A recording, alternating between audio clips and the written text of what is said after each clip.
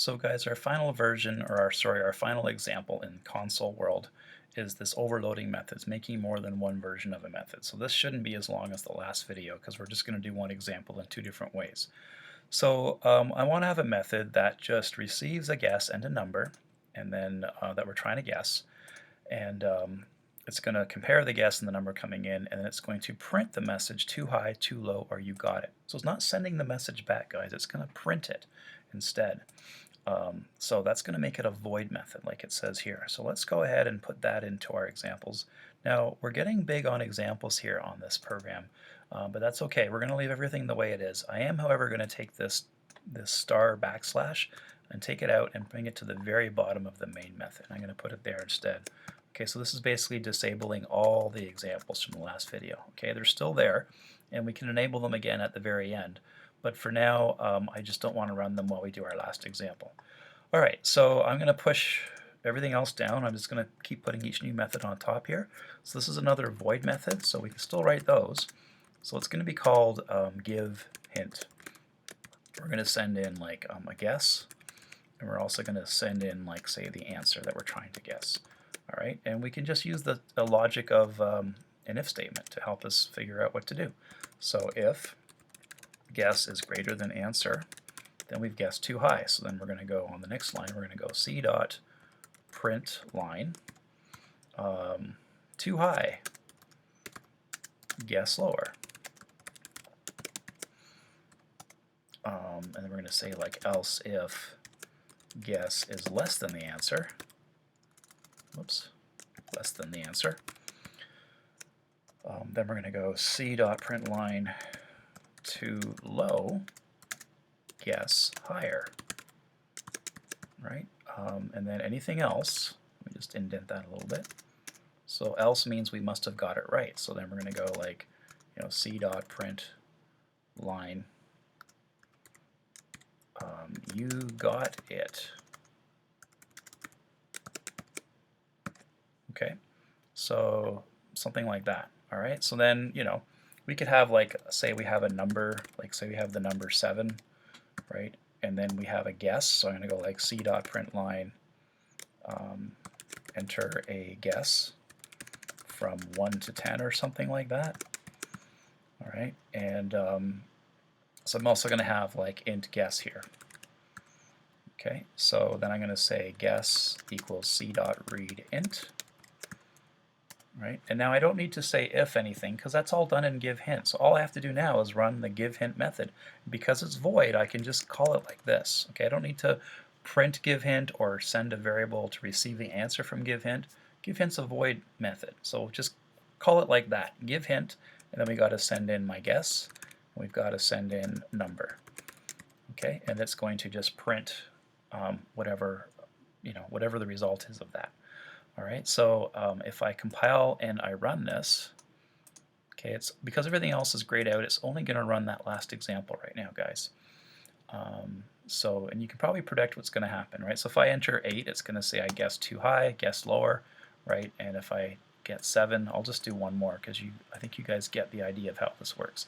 So if I get the answer right, that means I'm entering a 7, and then it's going to say you got it. All right, so it sends in the two numbers and prints a message. All right, now we could write another version of this. Now, the two versions, like you're allowed to have more than one version of the same method. The only thing that's a rule is that you have to change the number or types of arguments that are being sent in. Okay, the return type alone isn't enough. Okay, so for example, if I copy this and I paste it, right away I'm going to get an error because you can't have two of the same method that are completely identical. All right, even changing it to a string, I don't think that's enough to qualify as a different answer. Okay, because it says give hint is already defined. Okay, now if I add a third argument, not that I need one, but I'm just going to go like int x or something like that.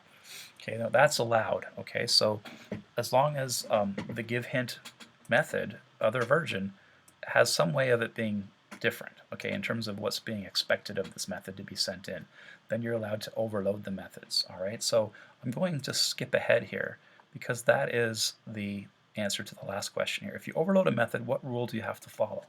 Okay, the number of or types of arguments, or parameters, I guess we're saying here. Parameters must be different in each type. Okay, that way Java knows which version of the method that you want to run. Okay, so I can have another version of this with two, you know, like I can go like string guess and string answer, and that will be okay because these are both strings now, and I don't need a third thing. Like if I go like this, then that's okay. All right.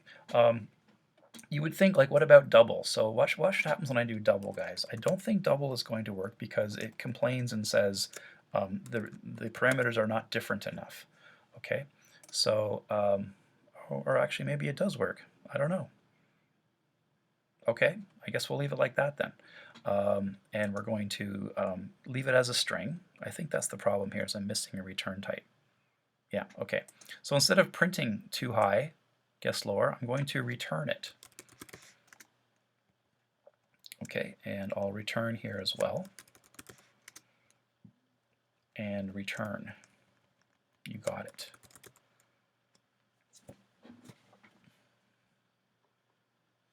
Okay, so for this to work, I have to change int number to double number. And I have to change this to double guess. Okay, so this will also be like read double. Okay, now here's the problem. So I'm going to be sending in guess and number because they're both doubles. I presume it's going to run this version of the method instead. Okay, but rather than just going give hint, because give hint now returns an answer, I now have to print this instead. So I have to go print, or c.print, I guess, c.print give hint guess and number. Okay, so it looks like that instead.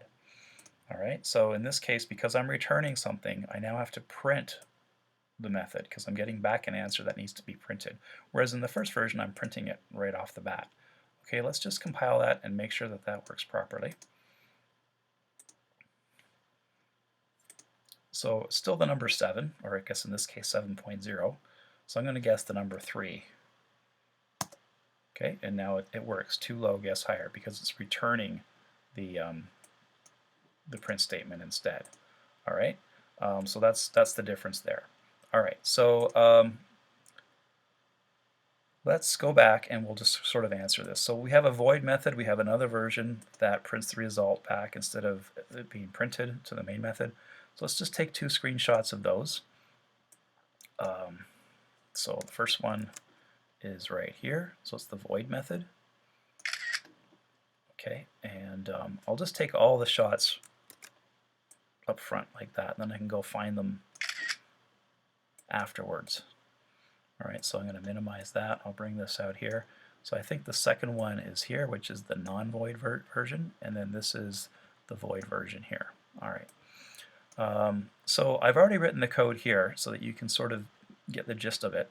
So say we have an actual random number that goes, you know, times 100 plus 1.